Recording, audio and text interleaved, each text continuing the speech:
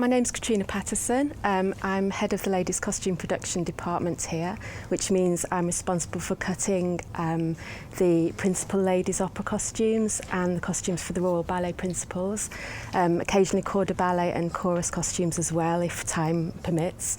I oversee the fittings and see the costumes through to completion on first night. The process of making a costume for Don Giovanni would start with an initial meeting with the designer, Anya, and she would give me her designs and we'd have a meeting and I'd discuss with her her concept for the show, concept for the costumes.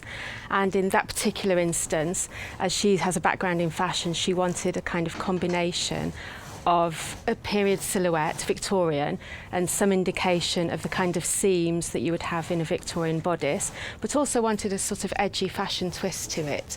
So after that meeting, I would look at historical pattern reference books, and some of the, she actually came with her own inspiration and some fashion influences that she wanted me to incorporate. So I would look at all of that and then start to do an initial toile in calico on the dress stand, which I would have already padded up to the singer's exact measurements. I work in calico first because I wouldn't want to cut straight into some of the actual fabrics that we have to make the costumes from. Some of them are really quite expensive. So this is the opportunity to use a cheap cotton, which is what calico is, and it's a way to make sure I've got it absolutely accurate and correct before taking it to that stage. So I can iron out any little mistakes or things I just want to change and improve. After working out the calico pattern, I would then take that to the cutting table, cut out the backings for the bodice and the skirt and trace them through. And this tracing wheel will mark, it's like carbon paper, would mark through from my lines on my pattern onto the inside of the fabric. I would then pass on the bodice backings to the workroom team, who would do things like sew and bone channels. Then they would give it back to me, and that would be at the stage at which I would put that onto the top fabric and cut that out. At that stage, the pieces would be flat tacked, which is a hand sewing technique to attach the top fabric to the backing so it doesn't slip under the machine when they're machining the seams together, which would be the next stage.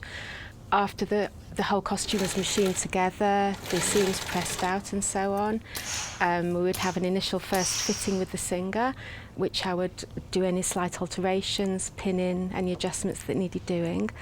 After that, the costume would be brought back into the workroom and those alterations done, and the costume would be finished using techniques such as piping off the top or bottom of the bodice, hooks and bars being sewn down the centre back, and finish off any final details or decoration that was needed.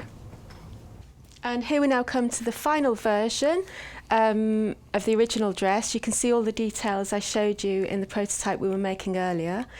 The darts that shape the bodice in really nicely under the bust, the piping detail here where it's attached to the skirt, and we now have the finished sleeves as well with a little opening with hooks and bars and poppers so that we can get a nice snug fit on the sleeve. And that is the actual original costume that Donna Anna herself wore in our last production of Don Giovanni.